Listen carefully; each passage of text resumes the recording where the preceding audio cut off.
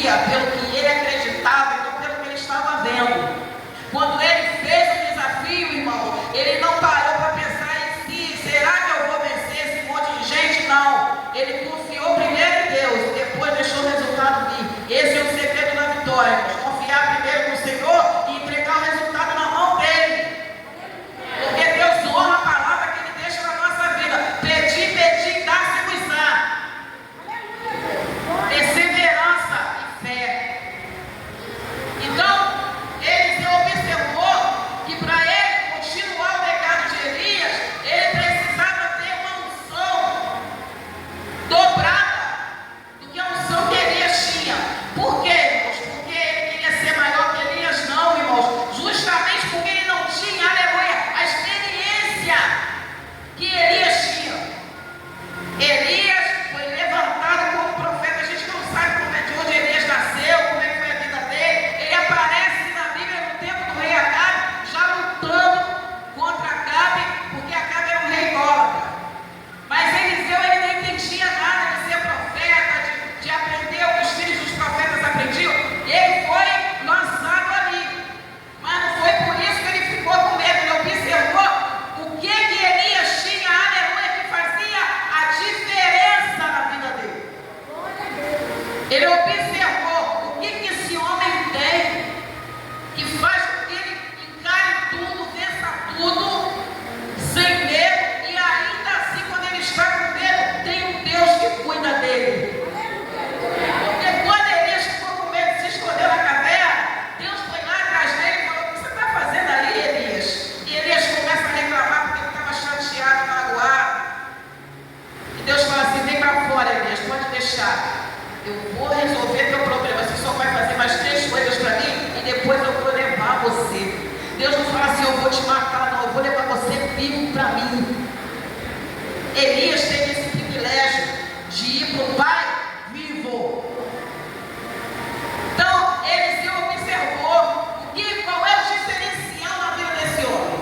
Para eu poder substituí-lo como grande profeta que ele é, ele começou a prestar atenção. Ele descobriu que era o quê?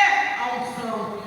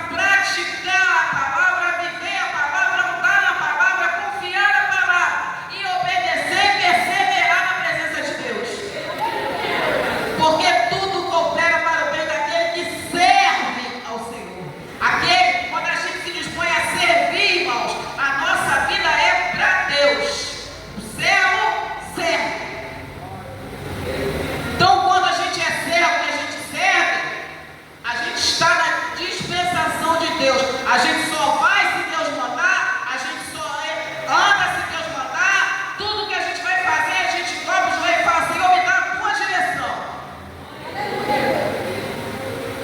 E ele é o quê? Tem que ver o Senhor subir. Aonde Elias colocava o pé, Eliseu estava do lado. Elias falava assim para ele: eu vou até Gilgal, me espera aqui. Ele falou: estou indo. Eu vou até Betel, me espera aqui. Não, eu vou também. Se ele sabia o que ele precisava, se ele tinha que ver ele subir para poder receber, como é que ele ia sair de perto, irmãos? Então, aonde Elias ia, ele estava atrás. Não tinha cansaço certo para Eliseu, não tinha tempo ruim para Eliseu. Ele não sabia como é que as coisas iam desenrolar quando ele colocasse o pé onde ele tinha que ir, mas ele estava ali. Ele tinha um propósito e ele estava lutando pelo propósito dele. Ele pediu algo, ele recebeu o jeito como ele iria conseguir, ele recebeu a receita. Você quer? É isso que você tem que fazer. Então eu vou fazer. Irmãos, todo mundo que tem um propósito, tem algo no coração, sabe como é que faz e parte para a luta e não desiste, é muito difícil não conseguir. É muito difícil não alcançar. A gente não sabe quanto tempo eles iam andando atrás de Elias, mas o negócio foi esse: aonde Elias ia, estava Eliseu atrás. Até que um belo dia, quando eles chegaram na beira do Rio Jordão, que eles vão atravessar, a Bíblia fala que desce uma carruagem de fogo, dá a volta, em volta dos dois, começa a rodar os dois, tem um redemoinho e Elias é levado. Eliseu olha para cima e só vê a capa de Elias caindo. A mesma capa que Elias jogou em cima dele quando ele estava lá arando a terra dos seus pais. Foi a capa que ele recebeu quando Elias subiu, junto com o pedido que ele fez. Veio a capa, Arábia, Súria, Rebená, Cantarábia, Sé, e veio a unção dobrada. Tem propósito, tem que ter perseverança. Tem propósito, tem que ter determinação. Tem propósito, tem que ter fé, tem que ter disposição, tem que ter garra, tem que ter vontade, tem que acreditar. Se Deus já te deu a receita que você tem que fazer para alcançar o teu propósito, bota o pé na estrada e não olha para trás por nada, porque Deus vai honrar a tua fé. A capa cai e ele segura. Fica olhando, Elias foi. Ele sabia que ele tinha recebido o que ele pediu. Do outro lado estão os filhos do profeta olhando para ele, porque ele iria suceder, ele seria agora o professor daquela escola, e tem o rio no meio. Eliseu é tão humilde, que ele chega assim, porque Elias, ele fazia o rio abrir com a capa. Ele chega e fala assim: Senhor, ele coloca a capa e fala assim: Deus de Elias, se for da tua vontade, será que o Senhor pode fazer por mim a mesma coisa que o Senhor fazia por ele? Abrir esse rio. E Deus escuta, abre o Jordão no meio e ele passa. É como se Deus falasse assim para ele: eu ouvi a tua oração, e porque você perseverou em fazer o que você tinha que fazer para receber, está ali a tua vitória. E esse homem, irmãos, fez coisas extraordinárias durante todo o ministério dele. E aqui, no segundo livro de Reis, capítulo 13, versículo 14, a gente vai ver esse homem chegando ao final da sua vida.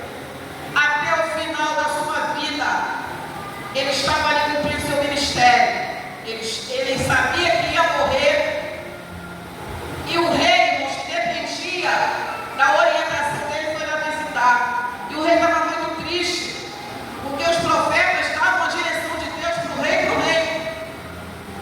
E quando ele vê lá que Eliseu está muito doente, já vai partir, ele fala: meu pai, carros de Israel e seus cavaleiros. Essas frases significam aqueles que são importantes no reino: o profeta, os carros e os cavaleiros que defendiam o reino. E Eliseu estava ali na lista daquilo tudo que era importante para defender a cidade. O rei, a partir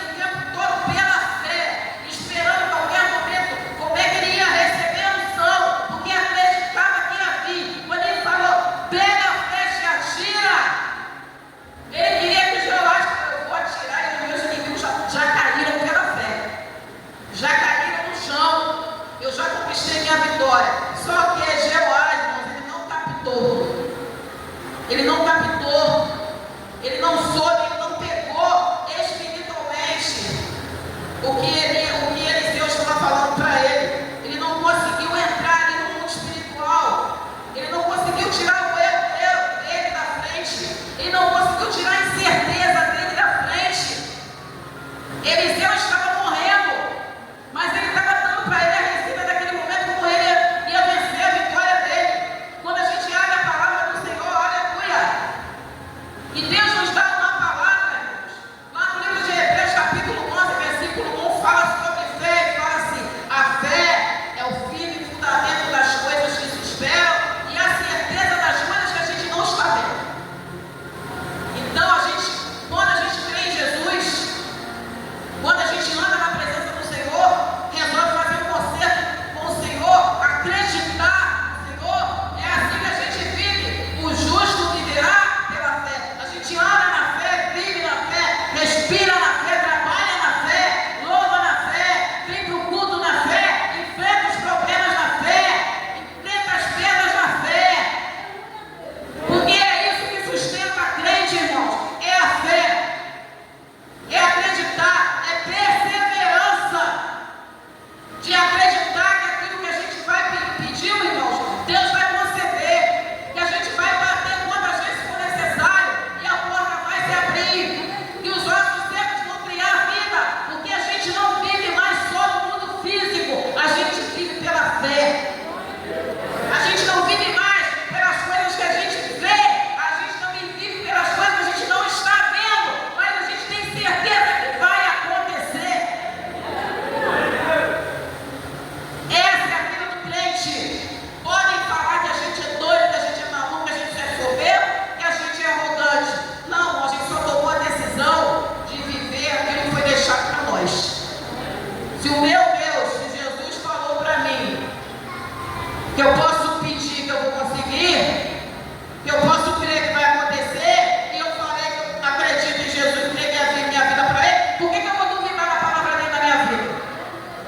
Se eu falei, Senhor, a partir desse momento eu entrego minha vida para o Senhor, Senhor é o autor, consumador da minha fé, eu vou viver para o Senhor, eu vou andar para o Senhor, eu vou ser serva do Senhor, a minha vida é sua, eu vou ser crente. Então eu tenho que trazer as coisas de crente para a minha vida. O que foi que o Senhor deixou para a minha vida? Palavra.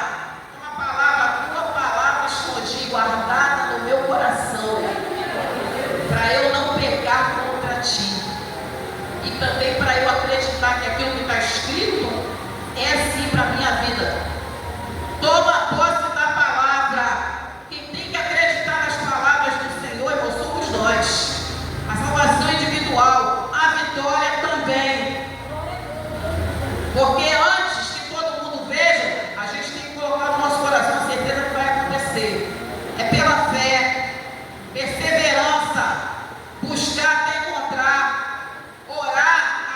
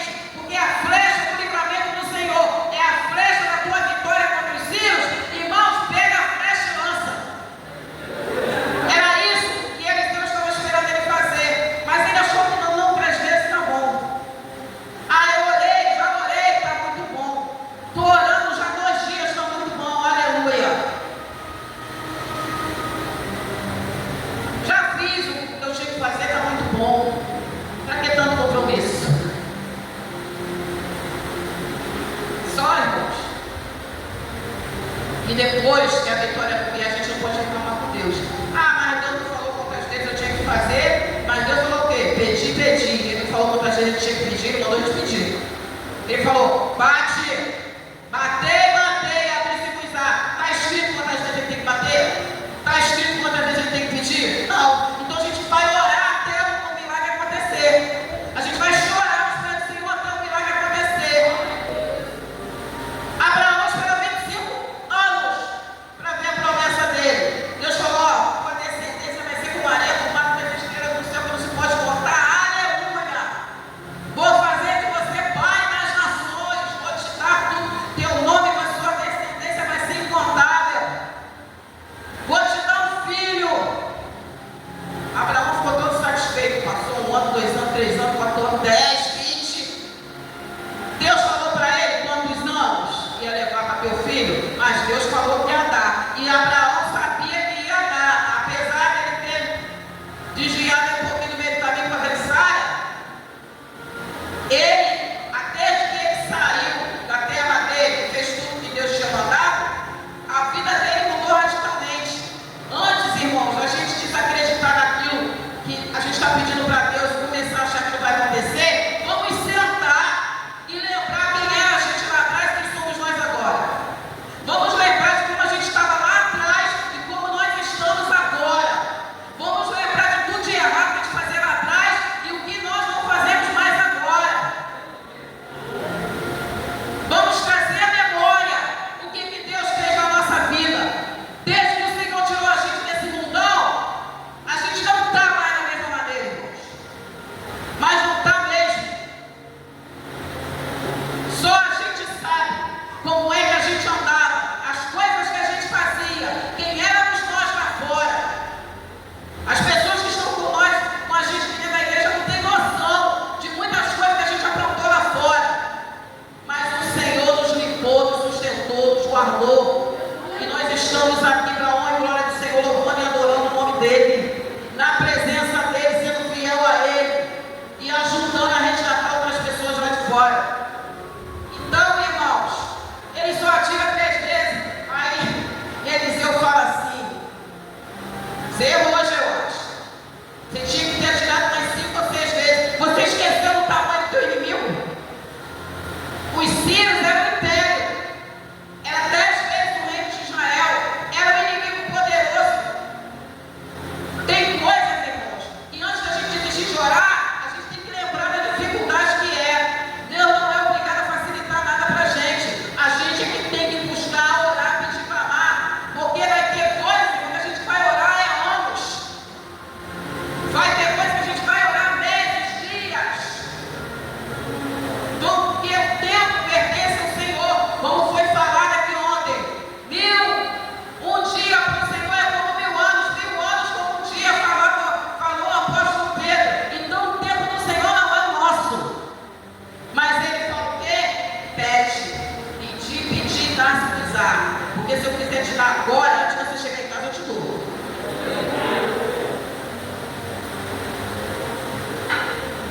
E ele falou, se é 3 vezes mesmo, você acha que com 3 orações, eu estou aqui menosprezando a oração de ninguém, como eu falei, irmãos, quem sabe a hora que vai receber oração é o Senhor. Mas quanto maior for a bênção, quanto maior for o inimigo, irmãos, porque bênção grande, sacrifício grande. Tem bênçãos que Deus vai ter, aleluia, que arrancar muita coisa na nossa frente. Tem bênçãos que Deus vai ter que arrancar até coisas de nós, que é para quando a gente botar a mão, jogar fora.